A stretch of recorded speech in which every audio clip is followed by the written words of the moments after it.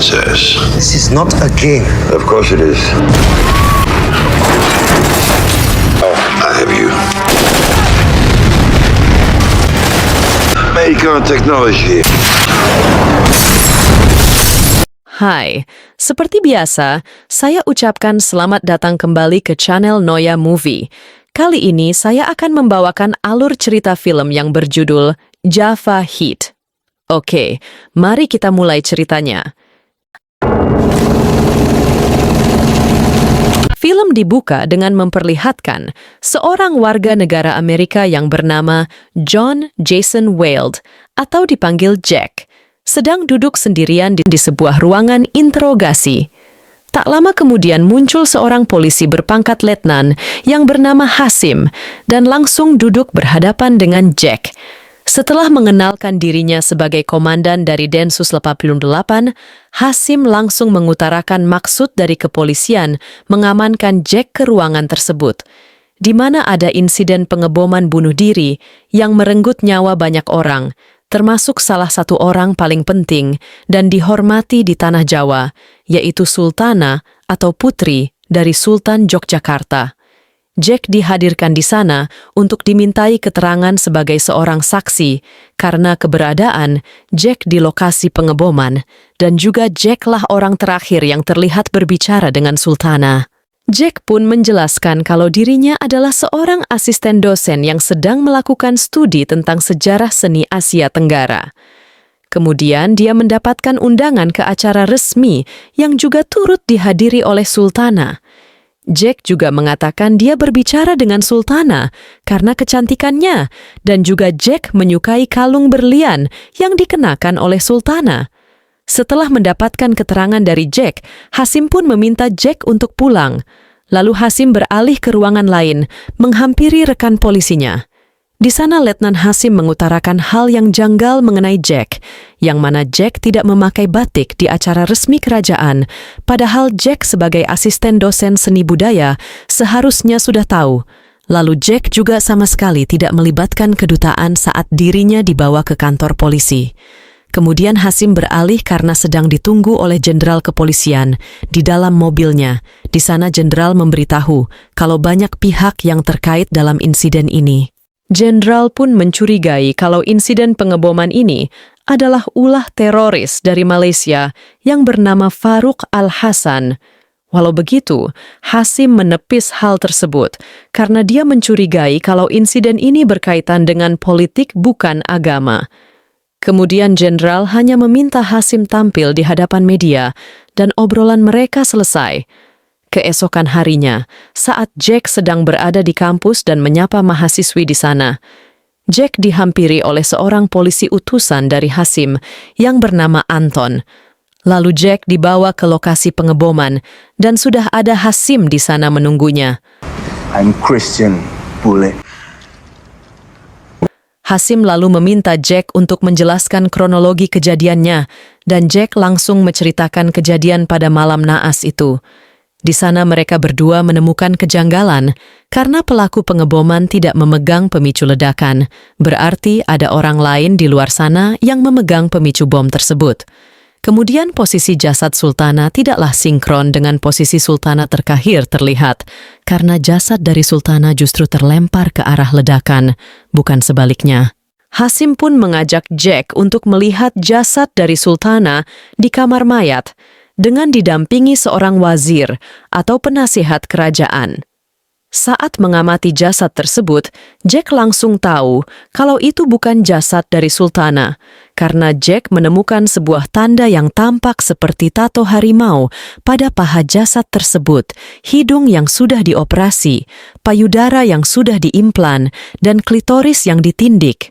Maka, sangatlah tidak mungkin wanita kelas bangsawan yang dihormati melakukan itu semua pada tubuhnya.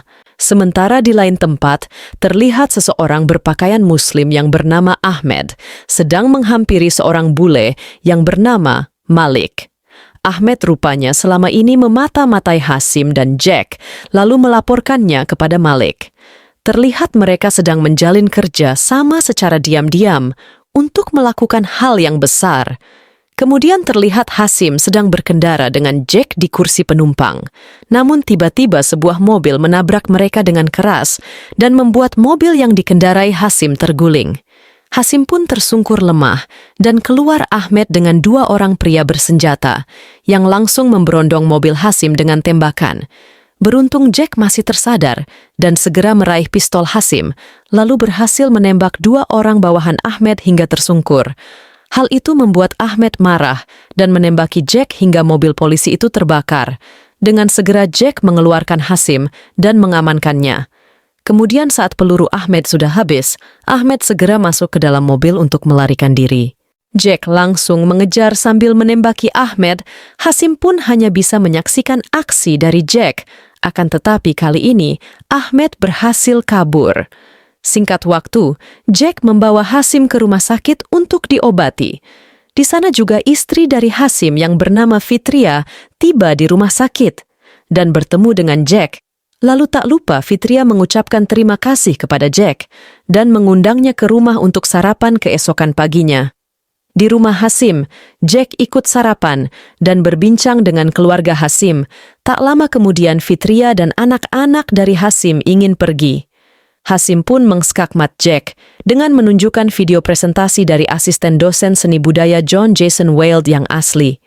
Mengetahui penyamarannya terbongkar, Jack pun berusaha kabur, namun Anton muncul menghadangnya dan melumpuhkan Jack. Hasim mengatakan kepada Jack kalau Hasim mendapatkan informasi dari Interpol kalau sidik jari Jack ditemukan pada lokasi pengeboman di Baghdad, Kabul, dan Beirut. Jack menjelaskan kalau dirinya merupakan utusan dari FBI yang sudah melacak teroris ini selama 2 tahun secara rahasia. Itulah sebabnya dia tak melibatkan kedutaan karena mereka tidak punya kewenangan di luar Amerika Serikat. Tentunya Hasim tak percaya begitu saja, walaupun dia membiarkan Jack pergi. Tapi Hasim memerintahkan Anton untuk terus memata-matai Jack. Hasim dan Anton pun mengikuti Jack dan menyadap apartemen Jack.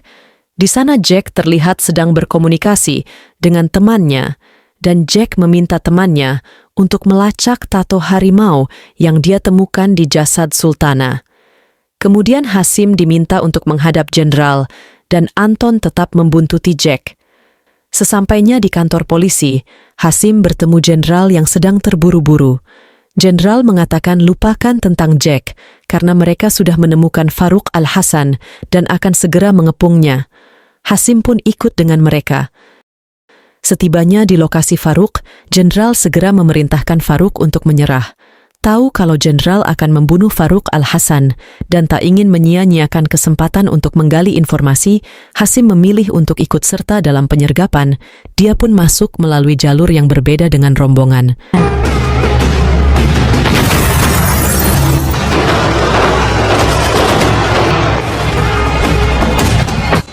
Benar saja, di sana terlihat Farouk yang tengah melarikan diri. Hasim pun ditembaki oleh Farouk, namun dia tetap mengejarnya.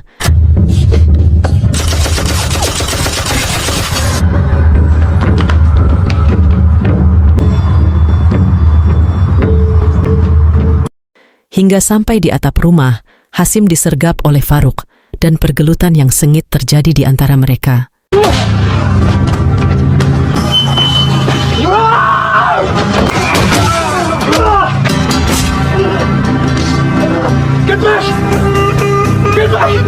Namun Hasim berhasil memojokkan Farouk.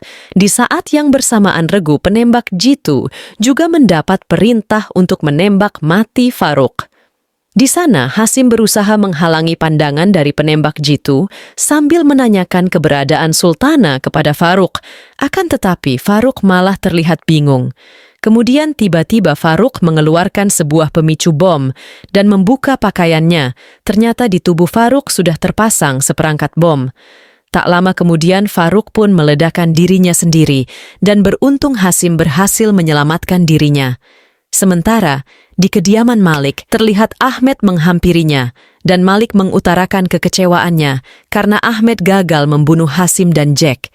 Ahmed menjadi kesal karena 2 orang rekannya terbunuh saat penyergapan dan Ahmed memilih untuk tidak lagi ikut serta dalam rencana besar dari Malik. Dengan cepat Malik memojokkan Ahmed dan menodongkan pisau ke leher Ahmed sambil mengancamnya karena Malik sudah memberikan Ahmed banyak uang untuk keperluan jihadnya dan kini Ahmed harus melakukan tugasnya dengan baik. Kemudian, kita diperlihatkan Jack yang sudah mendapatkan informasi dari rekannya kalau gambar harimau yang dia kirim ternyata bukan sebuah tato, melainkan adalah tanda yang dibuat untuk para wanita pekerja seks yang dimiliki oleh gangster bernama Tong. Dengan segera Jack mendatangi daerah hiburan malam. Di sana dia berbicara dengan seorang germo dan menanyakan tentang menemukan wanita berlambang harimau. Jack pun diarahkan ke sebuah klub malam, sambil juga dibuntuti oleh Anton. Di sana Jack diarahkan ke lantai 2 klub tersebut untuk mendapatkan wanita berlambang harimau dan ditinggalkan. Rupanya Ahmed juga di sana mengikuti Jack. Terlihat salah satu pria Cina memberitahu pimpinan klub yang bernama Ling kalau Ahmed sedang berada di sana. Lalu Jack menemukan seorang wanita yang dia maksud. Jack pun mengajak wanita itu ke sebuah kamar, dan di sana dia memborgol wanita itu, lalu menginterogasi dirinya tentang seorang wanita dengan lambang harimau di pahanya. Wanita itu memberitahu kalau yang dimaksud oleh Jack adalah adik kandungnya yang sudah berpacaran dengan seorang bule dan dibawa ke Thailand. Belum banyak informasi yang didapat, Ahmed tiba-tiba datang dan menembaki Jack. Beruntung Jack masih selamat karena memakai rompi anti peluru, namun wanita yang diborgolnya telah tewas. Tak lama kemudian Ling beserta 2 anak buahnya tiba di sana dan berhasil membunuh rekan Ahmed. Di sana terlihat kalau Ling sudah mengenal Ahmed dan rupanya Ahmedlah yang membeli wanita harimau dari Ling untuk Malik. Ling pun tersulut emosinya saat melihat wanita pekerjanya sudah tewas. Namun di saat yang bersamaan, Anton tiba di sana sambil menunjukkan lenacananya dan menodongkan pistol ke arah Ling. Akan tetapi bukannya takut, Ling justru menembaki Anton sampai tersungkur. Mengetahui Ling lengah, Ahmed pun menembaki Ling hingga Ling terluka. Dalam keadaan terluka, Ling masih sempat menembak Anton, yang membuatnya gugur malam itu. Lalu Ahmed melarikan diri, Ling berusaha mengejarnya, dan Jack segera menembak Ling hingga sekarat. Di saat itu, Jack segera menggali informasi dari Ling tentang wanita harimau yang dijual ke seseorang untuk dijadikan korban dalam insiden peledakan Sultana. Dengan tertatih, Ling memberitahu kalau Maliklah yang membeli wanita harimaunya. Tak lama kemudian, para polisi tiba di sana. Jack pun segera melompat keluar jendela. Atap demi atap Jack lompati, gang demi gang dia susuri sambil berlari. Beberapa polisi juga berhasil dilumpuhkan oleh Jack untuk menghindari penangkapan.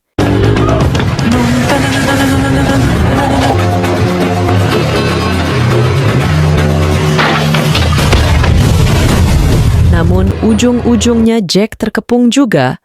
Keesokan paginya, ketika Hasim kembali ke rumah, dia menemukan rumahnya telah disusupi dan seisi rumah sudah berantakan. Hasim juga tidak menemukan istri dan anak-anaknya. Di tengah kebingungan, tiba-tiba Hasim mendengar telepon berdering, lalu ketika diangkat, ternyata itu adalah Malik. Rupanya Malik sudah menawan istri dan anak-anak Hasim. Dia berjanji akan melepaskan keluarganya jika Hasim mau bekerja sama dengan Malik. Demi keluarganya, Hasim menyetujui kesepakatan itu. Kemudian Letnan Hasim mendatangi kantor kepolisian. Di sana terlihat jenderal sedang berbicara dengan utusan marinir Amerika Serikat. Hasim pun menghampiri Jack di ruang interogasi. Tanpa basa-basi, Hasim langsung menanyakan kepada Jack tentang siapa dia. Kenapa ada utusan marinir di sini? Karena saat ini, keluarga Hasim sedang ditawan. Jack mengaku kalau dirinya bukan FBI, tapi merupakan polisi militer. Saat itu Jack diminta untuk menyelidiki pengeboman di Museum Baghdad yang menewaskan 36 warga sipil dan 1 orang anggota marinir. Setelah dia pelajari, ada beberapa pengeboman dengan pola yang sama, di mana mereka mengincar lokasi yang terdapat benda-benda seni bersejarah. Jack mengejar mereka sampai ke insiden pengboman di acara kesultanan, di mana saat itu Sultana sedang memakai kalung berlian seharga $7 juta. Mereka mengganti jasad Sultana dengan wanita lain dan juga mengganti kalungnya dengan yang palsu. Jack meminta Hasim melepaskan dirinya dan berjanji akan memberikan informasi lebih rinci. Namun, Hasim membongkar identitas asli Jack, di mana Jack memiliki nama asli Richard Travers. Jack juga bukanlah polisi militer, melainkan hanya seorang marinir biasa yang berpangkat tamtama yang kabur dari tugas. Hasim pun menolak untuk melepaskan Jack dan justru malah menyerahkan Jack pada pihak militer Amerika. Saat Jack dibawa pergi, Letnan Hasim sempat berbicara dengan jenderal untuk membahas sesuatu. Kembali kepada Jack, yang sedang dalam perjalanan menuju bandara, tiba-tiba kendaraan mereka dihentikan sekelompok pria bersenjata yang langsung menembaki mobil mereka. Lalu para militer yang mengawal Jack dilumpuhkan. Mereka pun mengeluarkan Jack dan menyetrumnya, kemudian Jack dibawa ke sebuah gudang kosong. Setelah Jack tersadar, rupanya para pria yang membawa Jack adalah rekan polisi dari Letnan Hasim dan menyerahkan Jack kepada Hasim. Kini Hasim sudah berhasil melepaskan Jack dan Hasim berharap Jack memberikan apa yang diinginkan oleh Letnan Hasim, yaitu informasi. Lalu mereka berkendara menuju suatu tempat. Dalam perjalanan Jack memberitahu kalau Malik adalah otak dari semua ini. Dia memanfaatkan teroris seperti Ahmed dengan membiayai kebutuhan jihad Ahmed. Namun Malik meminta hal yang lebih besar, yaitu pengeboman sebagai pengalihan. Hasim menjadi bingung. Jika Malik hanya menginginkan kalung sultana, kenapa dia tidak mengambil kalungnya saja dan tak perlu menukar jasad sultana? Jack pun masih belum mengetahuinya. Agar lebih jelas, Hasim mengajak Jack untuk bertemu langsung dengan sang sultan. Singkat waktu, mereka tiba di tempat sultan. Akan tetapi, sultan seperti tak ingin berbicara banyak tentang kematian putrinya. Tiba-tiba wazir datang dan langsung mengatakan kalau jenderal polisi sudah menutup kasus ini karena dalang pengeboman sudah diketahui dan mati meledakan dirinya sendiri. Jack menapik hal tersebut yang membuat sang wazir tersinggung, akan tetapi Sultan segera mengusir mereka secara halus. Hasim pun memutuskan untuk mengajak Jack pergi. Namun ketika Hasim mencium tangan Sultan, diam-diam Sultan memberikan sebuah kertas ke tangan Hasim. Di jalan pulang, Jack kesal dengan Hasim karena terburu-buru untuk pergi, dan Hasim memberi pelajaran dengan membanting Jack. Hasim menegaskan kalau Jack terlalu gegabah dan banyak bicara, karena Hasim menduga kalau banyak pengkhianat di kubu kerajaan. Kini Hasim mengetahui kenapa Sultana tak dibunuh, yaitu sebagai jaminan untuk meminta tebusan. Hasim juga memberitahu Jack kalau Sultan akan mengajak mereka bicara, tapi secara rahasia dan diam-diam, tanpa pengawalan dari kerajaan. Di malam harinya sebelum bertemu Sultan, Hasim dan Jack menyelinap ke ruang barang bukti dan mengambil kalung permata sultana yang palsu. Mereka pun datang di tempat yang sudah dijanjikan dan Sultan datang sendirian. Kemudian Jack meminta Sultan melihat permatanya, namun rupanya Sultan sudah mengetahui semuanya dan tahu kalau permata itu palsu. Sultan juga memberitahu mereka kalau sepupunya sang wazir menginginkan tahta dan bekerja sama dengan Malik. Kini yang mereka hadapi bukan lagi soal pencurian dan penculikan biasa, namun perebutan kekuasaan. Tiba-tiba wazir datang menembaki mereka. Dengan segera Jack membalas tembakan itu, lalu mereka pergi mengamankan Sultan. Setelah merasa aman, Hasim membaringkan Sultan yang sedang sekarat karena terkena tembakan. Di situ Sultan memberitahu Hasim kalau tidak akan ada penebusan untuk Sultana, karena sang wazir tetap akan membunuh Sultana. Kerajaan juga sudah memerintahkan untuk memindahkan semua harta berharga kerajaan malam ini. Dan pesan terakhir Sultan adalah meminta Hasim untuk menjaga harta kerajaan agar tidak jatuh ke tangan sang wazir. Setelah mendengar permintaan Sultan, Hasim dan Jack bergegas pergi. Dengan cepat berita kematian Sultan tersebar ke seluruh Jawa, di mana Hasim dan Jack dituduh sebagai pembunuh Sultan. Sambil menunggu pergerakan dari istana, Hasim meminta Jack mengatakan siapa dia dan apa tujuan sebenarnya dia melakukan ini. Jack pun bercerita kalau sebenarnya Richard Travers adalah adik laki-lakinya yang selalu mengikuti Jack kemana saja, termasuk bergabung dengan marinir Amerika Serikat. Hingga suatu insiden peledakan di Baghdad merenggut nyawa adiknya. Kemudian Jack memutuskan untuk kabur dari tugas dan melakukan penyelidikan ini sendirian demi membalaskan dendam adiknya. Hasim terlihat percaya dengan cerita Jack dan bersedia menyelesaikan semuanya. Tak lama kemudian muncul sebuah mobil van kerajaan disertai beberapa pengawal bersenjata, lalu Hasim dan Jack pun bersiap. Ketika para pengawal kerajaan sudah mengeluarkan peti dari dalam bank, Hasim dan Jack segera bergerak. Mereka menabrak mobil van tersebut dan berkelahi dengan para pengawal. Hash! Polisi! Detachment 88.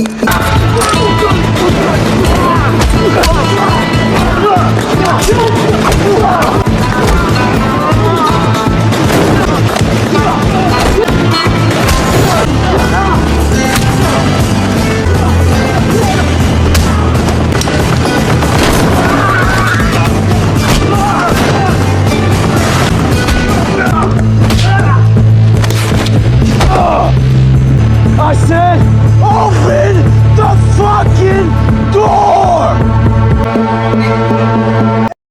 Setelah berhasil mengalahkan para pengawal, Hasim dan Jack pun merebut peti kerajaan, lalu membawanya kabur dengan van. Keesokan harinya, terlihat Hasim dan Jack bersembunyi di dalam sebuah hotel. Tiba-tiba ada suara telepon berdering. Ketika diangkat, rupanya itu adalah Malik. Jack dan Hasim berusaha untuk negosiasi, akan tetapi ternyata Malik sudah berada di luar hotel mengepung mereka. Hasim dan Jack baru menyadari ternyata handphone yang Hasim bawa sudah dipasangi pelacak. Dengan segera tembakan RPG melesat meledakkan kamar hotel persembunyian mereka.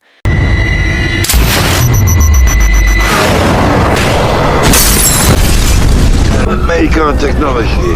Very good for tracking terrorists. Beruntung Hasim dan Jack selamat, akan tetapi para pengawal kerajaan memasuki hotel untuk merebut peti harta. Kemudian Hasim dan Jack mengendap-endap untuk keluar dari hotel. Di saat yang bersamaan, para pengawal pun berhasil merebut peti harta kerajaan. Terlihat Ahmed datang dengan sebuah mobil yang di dalamnya ada Sultana dan Fitri. Ahmed mengatakan kalau Sultana dan Fitria akan segera dibebaskan. Namun sang wazir marah ketika melihat Sultana masih selamat. Tentunya Malik yang licik pasti akan menghabisi Sultana jika Malik sudah mendapatkan harta yang dia inginkan. Mendengar Malik akan membunuh Sultana, Ahmed segera menodongkan senjata ke arah Malik dan wazir. Ahmed tahu Malik mempermainkan dirinya. Lalu saat Ahmed lengah, Malik segera menusuk leher Ahmed dengan sebilah pisau, sehingga membuat Ahmed terkapar bersimbah darah. Hasim dan Jack tiba di sana, namun terlambat karena Malik dan wazir segera meninggalkan lokasi. Tak lama kemudian, para polisi, damkar, dan ambulans tiba. Melihat Ahmed yang terkapar, Hasim dan Jack tak menyia-nyiakan kesempatan. Mereka menghampiri ambulans dan menyamar menjadi tenaga medis, lalu membawa kabur ambulans dengan Ahmed di dalamnya. Di tengah perjalanan, Jack menghentikan ambulans di jalan yang sepi. Di sana Hasim mencoba menggali informasi dari Ahmed. Dalam sakaratul mautnya, Ahmed mengatakan kalau keluarga Hasim dan Sultana masih hidup, setidaknya sampai malam nanti. Karena nanti malam saat festival di Candi Borobudur, mereka ada di sana bersama wazir untuk mengakhiri semuanya. Tak lama kemudian, Ahmed menghembuskan nafas terakhirnya. أشهد أن لا إله إلا الله أشهد أن Singkat waktu, malam hari tiba. Terlihat Candi Borobudur dipenuhi oleh warga yang datang untuk festival. Terlihat Malik, wazir, Sultana, dan keluarga Hasim sedang berada di dalam sebuah tenda, sementara Hasim dan Jack juga berada di sana. Para pengawal kerajaan pun berhasil membuka peti harta kerajaan. Akan tetapi, ketika Malik memeriksa isi peti tersebut, dia tidak menemukan perhiasan apapun di sana. Dengan kesal Malik menanyakan kemana perhiasan berharga milik kerajaan. Dengan lantang Sultana memberitahu kalau ayahnya sang sultan sudah menjual semua perhiasan kerajaan untuk memakmurkan rakyat Jawa. Kalung permata yang ada di tangan Malik adalah satu-satunya perhiasan yang tersisa, karena itu adalah peninggalan untuk Sultana, dan Sultana pun berniat akan menjualnya ketika dia naik tahta nanti untuk memberi makan rakyat Jawa. Malik sempat ingin membunuh Sultana, namun dihentikan oleh wazir karena masih ada pengawal kerajaan di sana. Maka dari itu wazir memerintahkan mereka untuk keluar agar tak ada saksi. Saat para pengawal kerajaan sudah keluar, Hasim dan Jack melihatnya, mereka langsung menghampiri tenda.